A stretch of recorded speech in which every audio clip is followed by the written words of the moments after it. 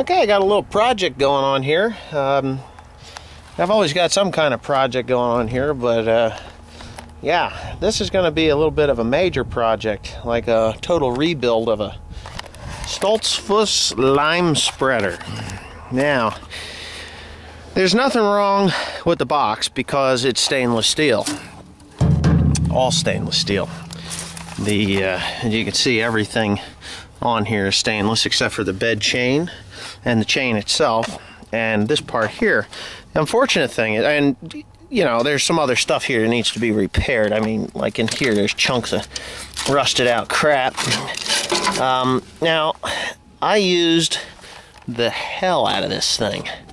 And when I say I used the hell out of it, I used this thing, I spread thousands and thousands of tons of lime with it.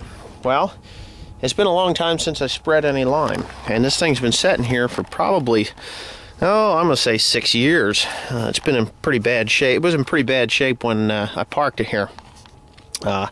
As you can see, that little bit of a clustered up mess, a little Clint Eastwood going on there. It was just to piece it back together to continue going, sort of a job.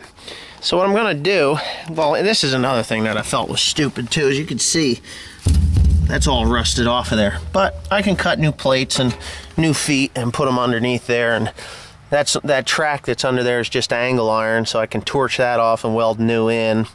The trailer itself is just channel iron, but it's pretty thin, so at least I think it is. I might be able to salvage that channel iron.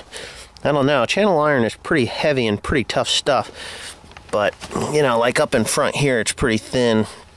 So I'm probably going to have to replace that. But I'm going to build a new trailer. And I never, ever, ever cared for this tandem wheel system. Hated it from the day that we got, well, I was a kid when we got it. My grandfather actually bought this thing. But I'm going to take those axles out of there and those springs out of there. And I can get all the parts. Matter of fact, I have new spinners here in the shop with new stainless steel paddles for it. The gearboxes are pretty well new because I rebuilt them. I rebuilt both of them the last time I used it. So yeah, they're pretty simple to rebuild, and the couplings and everything are good. I think even the shafts are good. I just need to replace the spinner, so that's no big deal. I'll be cutting out some of the steel that's in here and repairing that.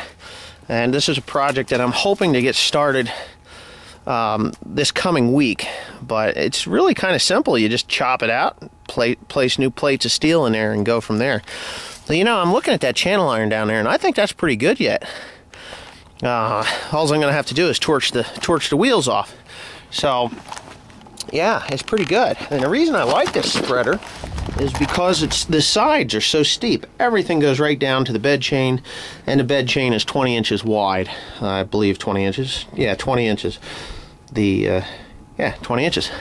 So, yeah, and I can always add on to the top of this thing with wood if I need to, which I'm thinking of maybe getting some stainless steel and making it flare out, because the axle that I'm going to put underneath here is a lot heavier than what those two axles combined do. There's a lot of twisting when you make turns with it. Now that's a 5-ton spreader the way it sets, wet lime spreader. It will do fertilizer pretty decent, but you know, I got another spreader for that. That one sets over there. Yeah, right there. That's my fertilizer spreader, which needs to be put inside, by the way.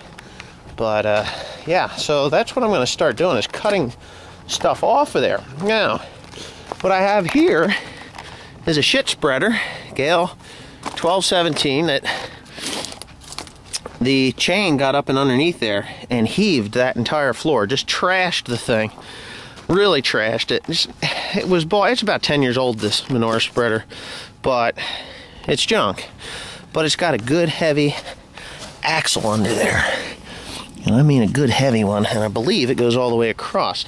I mean, if it doesn't, then I'll have to come up with a different idea, but I haven't even looked under there. Yeah, it does. It's an I-beam that goes all the way across there. So, that's what I'm going to do. I'm going to pull that off of there. There's an I-beam, yeah. Yep, right there.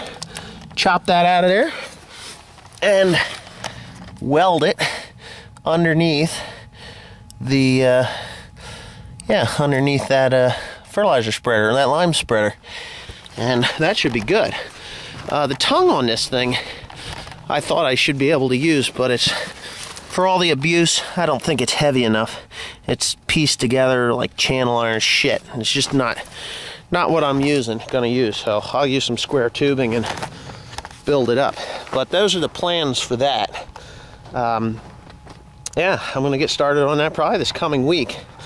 We're supposed to have 6 to 10 inches of snow tomorrow, so I'll be messing with snow and everything else.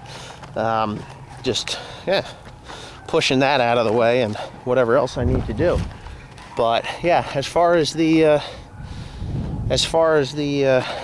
lime spreader I'm gonna get, or the lime that I'm gonna use, is gonna be eggshells. Tasty Cake uses billions and billions of eggs, and the eggshells are available to me for free. So all I gotta do is spread them. Well, I've got my loader and I've got a spreader. I just gotta get it fixed. So I can spend a couple $1,000s fixing that spreader if I had to, but I don't think I'm gonna need to spend that much money. Probably by the time I'm done, I might have, I don't know, $600 or $800 into it. So I'm not really, big deal. If I get the material for free, yeah, what's it going to cost me? Nothing. I mean, that's nothing. The most expensive part is the lime. If I had Martin's lime in, it would cost me, shit, $60 a ton. Well, I like free, because if it's free, it's for me. Thanks.